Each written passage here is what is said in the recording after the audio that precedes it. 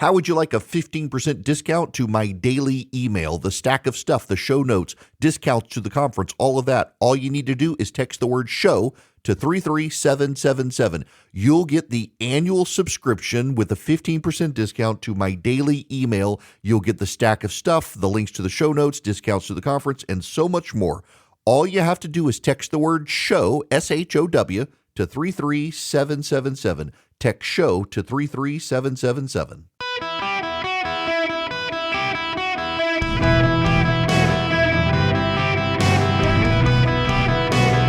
Welcome to the Eric Erickson Show podcast, Hour 2. Greetings, ladies and gentlemen. Welcome. It's Eric Erickson here across the United States.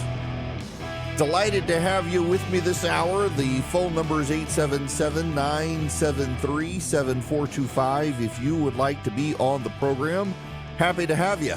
If you want to text the word Eric, E-R-I-C-K, to 33777, you can get the live stream, the show notes, the podcast. I was speaking at this event in Kiowa the last 2 days, and people were like, where can I get your show? It's like, we continue to grow across the country. We're picking up more stations, but until then, if you text Eric to 33777, you can listen to the 24/7 live stream of the show. So you click the button, and you can hear the last 24 hours of the show right up until the new show starts, and then you hear that one, and then you can get the podcast as well. So lots of options for you around the country as we continue to spread out. I got to talk about the Senate. The Senate is actually significantly in play for Republicans right now in a way that people weren't so sure it was going to be. Here are the election. Let me just give you the big nutshell here. If the election were held today, Republicans would win West Virginia, and that would bring a 50-50 Senate. And then the control of the Senate would come down to who controls the White House, because the vice president would break the votes, break the tie. Under the rules of the Senate and the practice and procedure of the Senate, if it's 50-50, then the committees are also 50-50, but the chairman is of the ranking party. It's hard to get anything done. The moment you get to 51 seats for either party, the majority of all the committees become controlled by the party in charge, and you don't have to worry about the tie-breaking vote. There are 28 Democrats right now not up for re-election in the Senate, and there are 38 Republicans not up for election right now, because a third of the Senate is elected every 2 years. Each member serves for 6 years. The Senate is broken down into three classes, class 1, 2, and 3. I forget which class is up for re-election right now, but in any event, in the original Senate, the way it worked is you had a big election, or you had appointees. The states appointed the Senate. And in the original Senate, every state gets 2 senators, and they were assigned to classes, class 1, class 2, class 3. If I remember the history right, and please, there's no reason to send me a big narrative on this. I may get this wrong, but the basic gist of it was, if you were in class 1, you served 6 years. If you were in class 2, you served 4 years. If you were in class 3, you served 2 years. And then you were appointed thereafter, so that everyone got a 6-year term. And so a third of the Senate is up for election at any 2-year period. And every state will go at least once where it doesn't have any senators up for election. So I'm in Georgia. This year, Georgia has no Senate elections. If the election were held today, there would be a 50-50 Senate, because Joe Manchin of West Virginia decided not to run for re-election. Joe Manchin decided not to run for re-election because he is the last statewide Democrat in that state, and it was becoming increasingly debatable as to whether or not he would actually even be able to win his reelection. So he decided it was time to retire. Jim Justice is the governor of West Virginia, and Governor Justice is going to win that Senate seat. And he's got all sorts of problems, all sorts of baggage, but he'll be a loyal Republican. till he's carted off to jail or dies. John Tester is a populist Democrat from Montana. John Tester looks like he's going to lose in Montana. Tester is out of line with the bulk of the voters of Montana, who, by the way, the bulk of Montana voters, you should know, they tend to vote Republican for president and Republican in the state, but they tend to like having some Democratic representation. But this year, bridge too far. He supported boys and girls sports. He's been very open about supporting progressive judges. He supported some gun control measures. Montana looks like they are tired of John Tester. That gives the GOP 51 votes.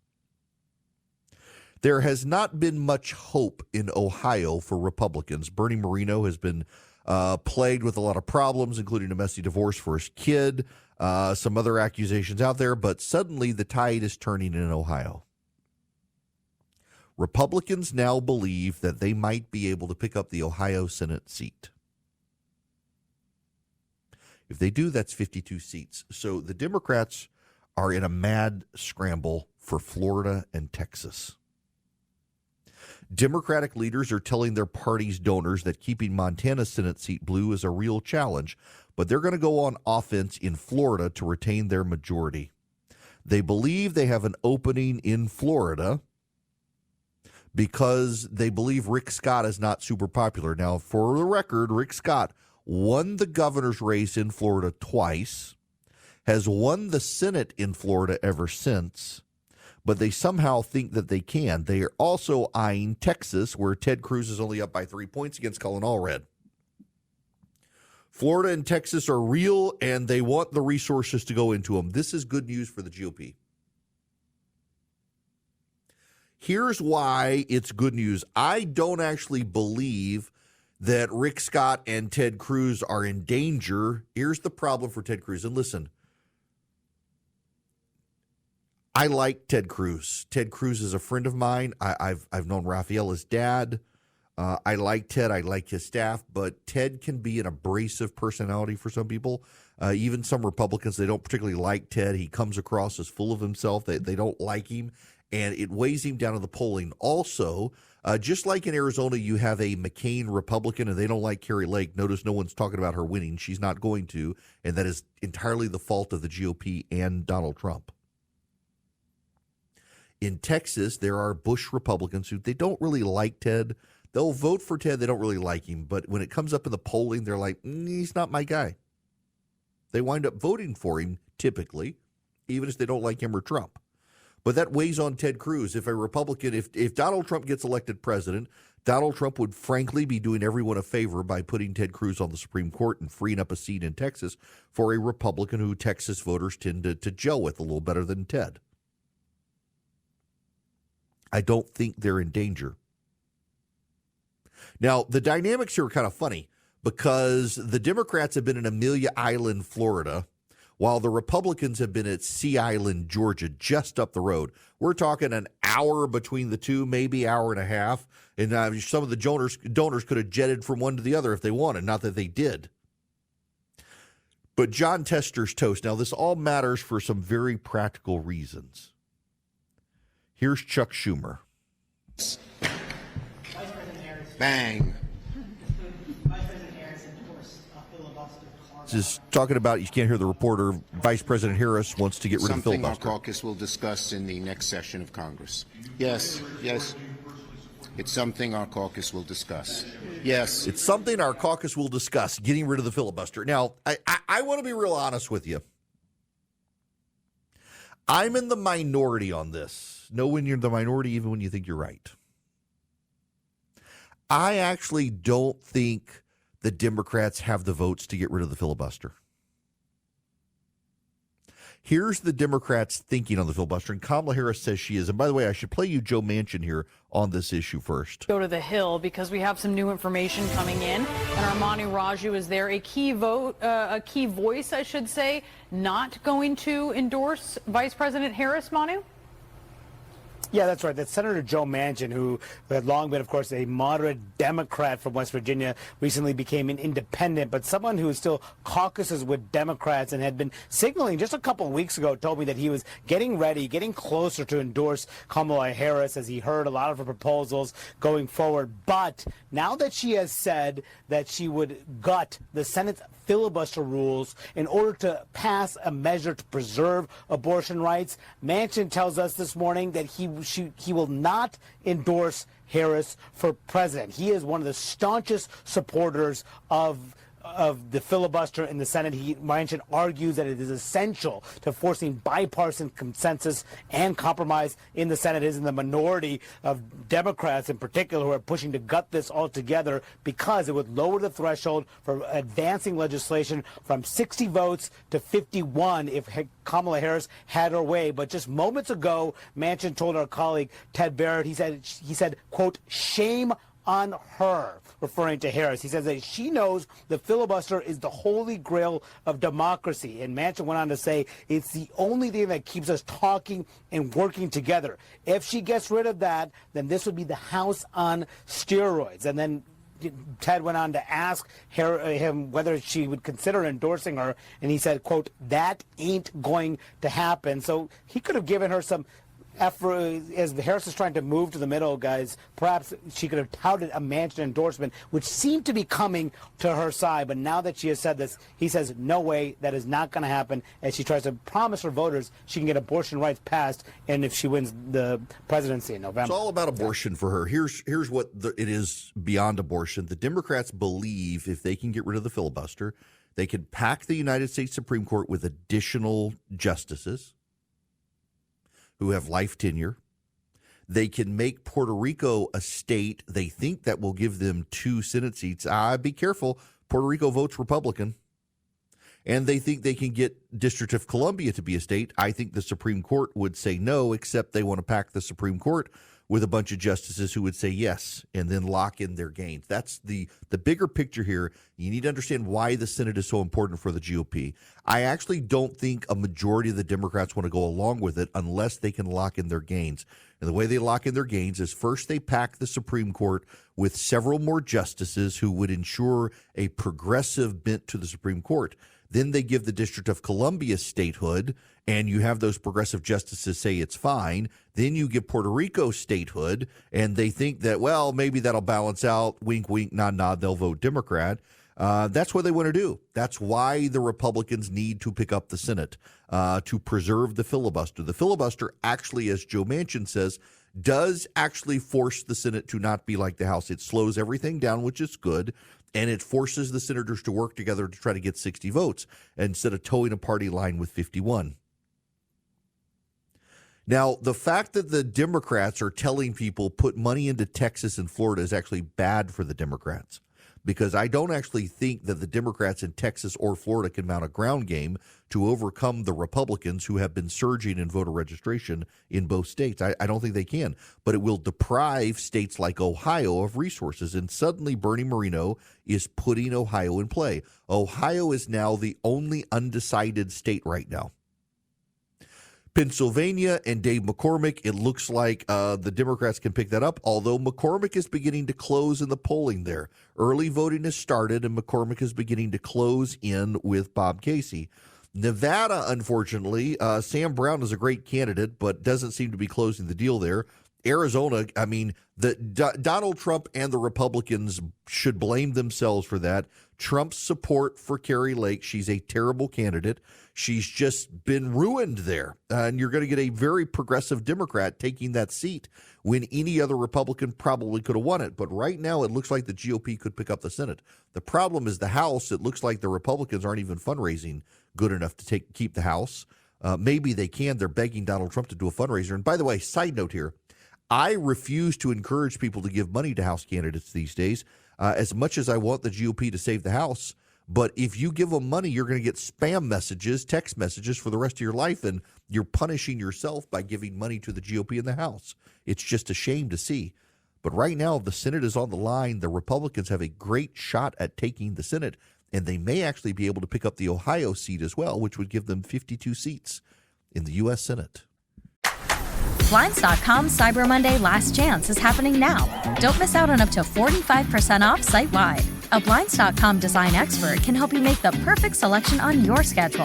We can handle everything from measure to your whole home installed for one low cost. With over 25 million windows covered, Blinds.com is the #1 online retailer of custom window coverings. Save up to 45% site-wide, plus a free professional measure right now at Blinds.com. Rules and restrictions may apply. Welcome back. It's Eric Erickson here across the United States. The phone number, 877-973-7425. I've been asked by a number of people in email and direct message and on social media about Russell Brand and his conversion. He's apparently become a Christian. He's now taken a lot of time on social media and on video streaming services to talk about his faith. And I'm not going to, and I should at least explain to you why I've ignored this, particularly given my propensity to talk about faith and theology on the show. Here's why. New convert. The scripture, the New Testament, the Apostle Paul is very insistent that new converts not be put into positions of leadership, because they might become conceited and puffed up. And likewise, are you sure the conversion is authentic? Pray for the people instead. And this is one of the most annoying things about the modern age and social media, is someone who is a celebrity declares themselves a Christian, and suddenly every Christian in America is like buying their stuff and talking about them and puffing them up. Remember Kanye? Does everybody want to make eye contact with each other? A lot of people, y'all know who you are. He did a song about the lemonade at Chick-fil-A, did a whole faith album. He was true believer, one of us. Oh my gosh, interviews with the pastor who converted him.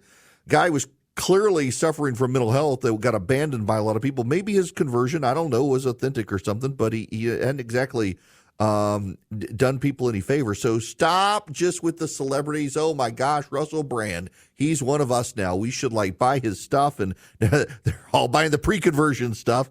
No, let him explore his faith. Let him see if this is a thing for him.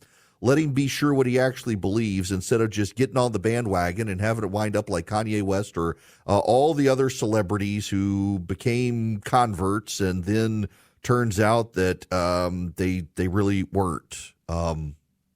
Go slow with platforming these people. I mean, again, Paul is very, very clear that you should give new converts time to actually be sure what they believe before you put them in positions where they may fall, may get conceited, may realize they're not authentic and lead people astray. So I will be praying for Mr. Brand.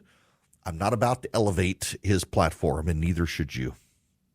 Now, I got to tell you about the Eden Pure Thunderstorm. Right now, their BOGO is happening. You buy one, you get one for free. You buy two, you get two for free. You buy five, you get five for free.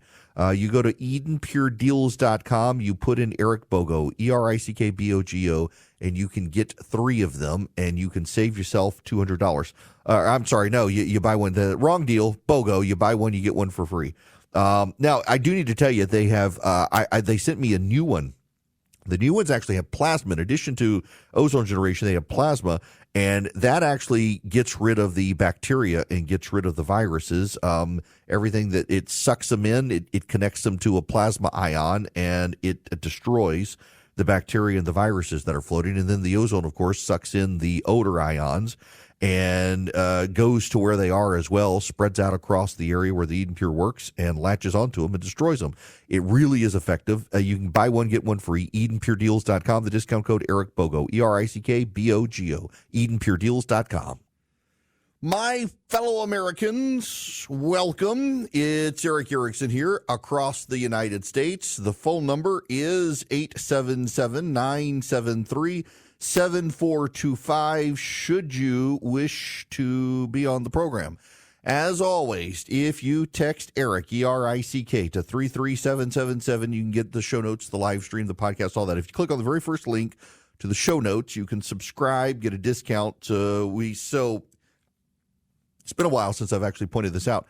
So if you can subscribe for free, and I send out my daily emails, my thoughts on the state of the race, all that stuff. Everybody gets it. If you want to comment, though, you got to be a paid subscriber. But at noon every day, we send out the stack of stuff, and that is all of the stuff that I'm talking about on the show. We send you links to all of it and the stuff I don't even get to. It's the whole stack of stuff. We send it out at noon when the show starts to the paid subscribers. So you pay and you get a discount if you follow that link. Text Eric to 33777. Click the first link. Now, I gotta move to the hurricane stuff. And this is for all of you. This isn't just for people in the Southeast. However, for those of you who are in the Southeast United States of America, it's the one way I know that Matt Drudge is still in charge of the Drudge Report. Is Matt Drudge does two things: obnoxious following of all the celebrity stuff. I mean, he follows all the celebrities. You want to find out the scoop on celebrities, you go to Matt Drudge. He covers it better than anybody. He may hate Donald Trump at this point, and 3/4 of the stories are anti-Trump stuff. But you want to get all the links concisely to where the computer models are, the cone, the radar, the satellite, all that sort of stuff. Well, you can get that at the Drudge Report better than anybody else. And the Drudge Report right now has and I personally like the computer plot the most. For those of you unfamiliar, the computer plots are all the lines of all the models, every model, and then the aggregate of where they say. And I've always liked that better than the general cone of the path of the storm. And right now, the aggregate model right now shows the path of the storm coming up in the Big Bend area of Florida, south of Tallahassee, just southeast of Tallahassee, going up to the east of Albany, Georgia, to the west of Macon, Georgia, to the east of Atlanta. Now, this has changed ever so slightly to where they actually do think that the storm could cross closer now based on the modeling, could cross to right along the Alabama-Georgia line. Now, the downside of that for people in Georgia is that puts you on the right side of the eye of the hurricane from the path of travel. That's the dirty side of the hurricane. Everybody gets this confused. As a native of Louisiana who would come home during the summers during the height of hurricane season, it is essentially the northeast side of the hurricane where the bend is in the counterclockwise rotation. That's where you get a lot of the wind and the rain. That tends to be the worst side. So it looks like I'm going to be on that, and possibly the Atlanta side is. But again, this thing, it's still taking shape. It's still shifting. We do now, though, think based on the most updated model that the eye of the storm is going to pass closer to the state line of Alabama and Georgia. And that puts Atlanta, it puts Macon, it puts Albany, Georgia, all on the northeast side of the storm, which is, with the path of rotation, going to be where there's a lot of wind and a lot of rain. Now, for all of you outside the Southeast, this is the larger story here. It was not 2 weeks ago that I told you the story about the American media wondering, where are all the hurricanes? We were promised a massive amount of major hurricanes, and we are only on H. This is Hurricane Helene. Hurricane Helene with an H. They alphabetized the storms. You know, years ago, it used to be only female names, and they decided that was sexist, so they've got male names as well. But Helene is an H. We should at least be at an M or an N right now. Names of hurricanes 2024. Let's see. What is the... Yep, so the names of the hurricanes. Alberto, Beryl, Chris, Debbie, Ernesto, Helene, Joyce, Kirk, Leslie, Milton, Nadine, Oscar, Patty, Raphael, Sarah, Tony, and Valerie.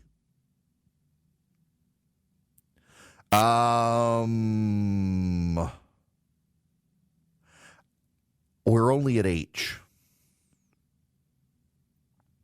And Helene is not going to be a massive storm. In fact, if you listen to the media coverage of it, if you're honest about it, if your ears can detect it, part of what you hear is Helene is coming in at a Category 3, but it might get to a 4 as it approaches the coast, and that would be a big storm. In 2020, there were 30 storms.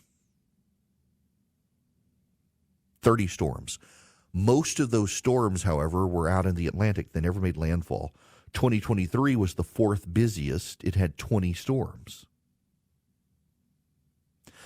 The average year has 14 storms. This year was predicted to be between 17 and 25 storms. That's the most storms federal forecasters have ever predicted before the start of hurricane season. And here we are with Helene. They got it wrong.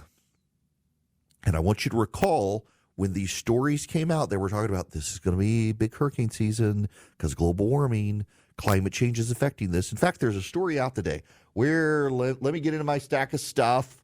Blah, blah, blah, blah, blah, blah, blah. Where is this? Yes.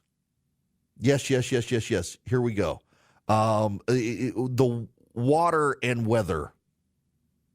This is from Bloomberg News. Torrential rains have triggered floods and landslides and have killed hundreds of people and displaced millions across parts of Africa, Europe, and Asia in recent weeks. The unprecedented deluges overwhelmed even communities accustomed to extreme weather and showed the limitations of the early warning systems and emergency protocols established in many countries to avoid major loss of life. Climate scientists have warned that an accelerated water cycle is locked into the world's climate system due to past and projected greenhouse gas emissions, and it is now irreversible. The communities that tend to pay the highest price are almost invariably in poorer countries where environments can be more fragile and governance more patchy, and there are fewer resources to bounce back from the natural disasters. Do you know what's not mentioned? I hate to be a broken record on this, but you know what's not mentioned? Part of the reason that I'm a broken record on it is I just like to say the name. Can you say the name with me? Hunga Tonga Hunga Volcano. Hunga Tonga Hunga. Yes, that's right. The Hunga Tonga Hunga Volcano. It was an underwater volcano off of Tonga. The Hunga Tonga Hunga Volcano. And it ejected a massive amount of water vapor into the air. Billions of gallons of water are in the stratosphere, more than there have been, and climate scientists have told us that if that happened, it would lock in about a decade of extra warming. We would blow through the IPCC caps on global warming if it happened, and it happened. It is not a coincidence we're seeing all of this water vapor and all the water coming out of the air, and we're seeing all the torrential rainfalls. It has nothing to do with the industrialization of the world and greenhouse gas emissions, and everything to do with a massive volcano that scientists warned would heat up the world beyond the standards of the UN Climate Change Commission and the IPCC. It would linger in the air for about a decade, and eventually, where's that water going to go? The water droplets touch each other, they connect, they become bigger water droplets. Eventually, they get so heavy, they fall out of the sky. And what is it called when water vapor condenses and falls from the sky? Rain or snow. And it's happening. Side note. I'm not a climate change denier. I think the climate does change. I was joking with a buddy of mine. We were on the golf course at Kiowa on Monday, and I've never played the ocean course. I've only been to Kiowa Island once. I'm not that rich. It was very nice to get paid to go over there. And this course, the ocean course, the guy was telling us before we started, he says, we don't have sand traps. We're on the beach. There's a lot of sand, but it's natural sand. We just built the course around the natural sand. If you get into the sand, you play the sand just like it's the fairway. It's not actually a sand trap. I was like, well, that's kind of interesting. They said they don't even rake it. Surprise, he lied. There were rakes. But generally, there was some marshland. In fact, because of where we were in the day for the tide, there were portions of the course that were muddy because the tide had gone out and the water had not all soaked away or soaked down or evaporated. And there were portions of the course that were kind of wet where it shouldn't have been wet. But the whole point of it was the tides. And my buddy Greg was talking about, he says, we live on the Chesapeake Bay, and we're having more water and tides. I said, Greg, I thought you didn't believe in climate change. I was kind of needling. He was like, I believe in climate change. It's a natural phenomenon. It's like, yeah, it kind of is. Maybe we've amplified it, but I don't deny that the climate changes. What I do deny is that what we're seeing right now is some man-made actual force that has pushed us past the tipping point. What's actually happened is this massive underwater volcano blasted billions of gallons of water into the atmosphere. Something like, it's just a massive, massive metric ton. I'm trying to avoid words that I would say on the golf course. Massive amount of water in the atmosphere, and it's all going to come falling out at some point. But what we're having with this sensation of this hurricane coming, Helene coming, is the media wants you to forget their coverage just 2 weeks ago. Just 2 weeks ago, the major media coverage was where are all the hurricanes? Why haven't we had hurricanes? We want more hurricanes. We need more damage and destruction. We need people to believe in climate change, and the way we need to get them to believe in climate change is the massive destruction of ecosystems with more hurricanes and tornadoes, and we're not having enough. By God, we need more. And now we've got Helene, which continues, by the way, to show the projections for the amount of hurricanes this year was overstated. We're not going to get as many hurricanes as they projected. And they're like, oh, forget all that. We got a hurricane. It just might get to 4. We might see people die and houses wash away. Probably so, because it's a hurricane and it's going to come in from the coast. But the rampant destruction that they're kind of hoping for so that people get scared of climate change and convert to electric vehicles, you know what's going to happen? The climate change is going to blow through in the form of the hurricane. People are going to be without power. And when they're without power and the storm surge comes in and gets salt water into their Teslas, they're going to realize, electric-powered vehicles probably aren't so good when the power goes out and the salt water gets into the battery systems.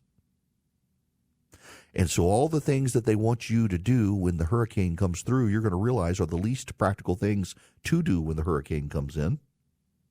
And you're going to all go buy industrial combustion engines, internal combustion engines, and you're going to go back to gas. Because when the power goes out and the storms blast through, having the battery-powered car only gets you so far. All the people evacuating down there right now in Teslas and whatnot, they're going to have to find this Tesla charging station and hope they can find a spot to be able to plug up their car to get charged to get further inland away from the storm. And the people with the gas-powered cars are going to be better off. And that just completely undermines the narrative of these people.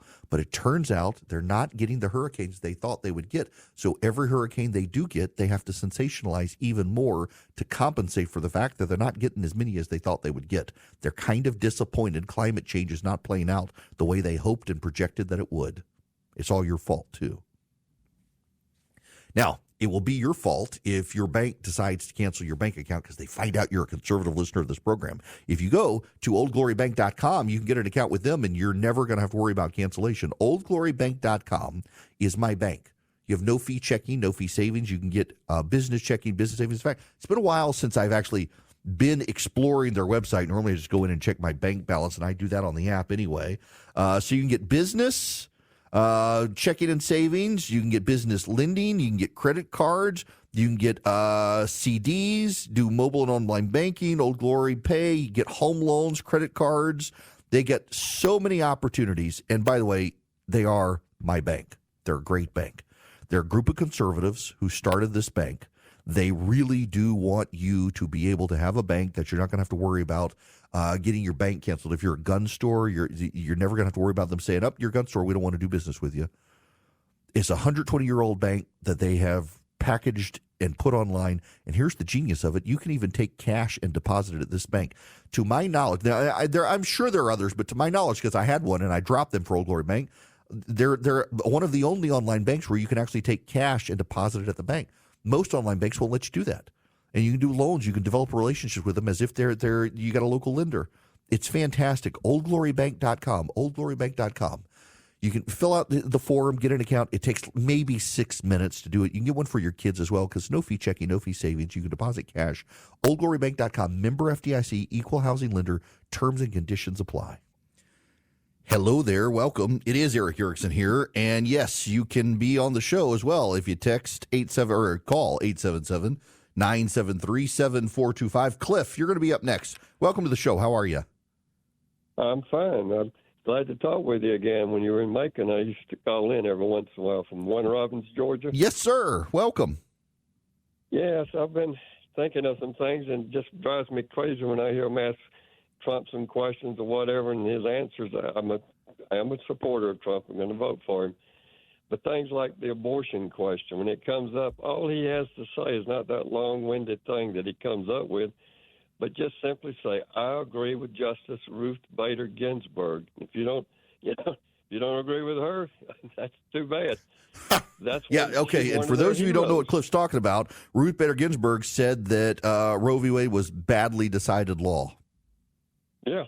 So why go into that long-winded thing? Just say, I agree with one of your heroes, Ruth Bader Ginsburg, and shut up. Listen, Cliff, I'm glad you called in on this because actually I'm going to spend the next half hour talking about this, that some of Donald Trump's friends have staged an intervention to try to get him to focus. And one of his friends did us all a world of favor and essentially did to Trump what Nancy Pelosi did to Joe Biden, not to push him out of the race, but to confront him with the data and show him you got some metrics you need to start hitting. And my guess is that it has helped change things in large part because Donald Trump seems to have gotten a little more focused in his Savannah rally on the issues that really matter. I've got some audio on that as well from when we come back. He was campaigning in Savannah, Georgia. You know, by the way, interestingly, the media tried to make a big fight, and this was the media trying to do it, that Brian Kemp was not with Donald Trump in Savannah, Georgia at this rally. Brian Kemp was with me in Kiowa Island, South Carolina at an event, and then went up to Pennsylvania to campaign with Dave McCormick for the Senate. Kemp's been going around the country trying to help win the U.S. Senate for the Republicans. And the media tried to turn it into all sorts of drama that he's avoiding Donald Trump. Not really. He's trying to get other candidates elected. And he had previously committed to this event in South Carolina and then the event in Pennsylvania. There's no drama there except in the minds of the American media who try to stir up a soap opera narrative. The intervention of Donald Trump's friends when we come back, I'm encouraged by what I've heard about it.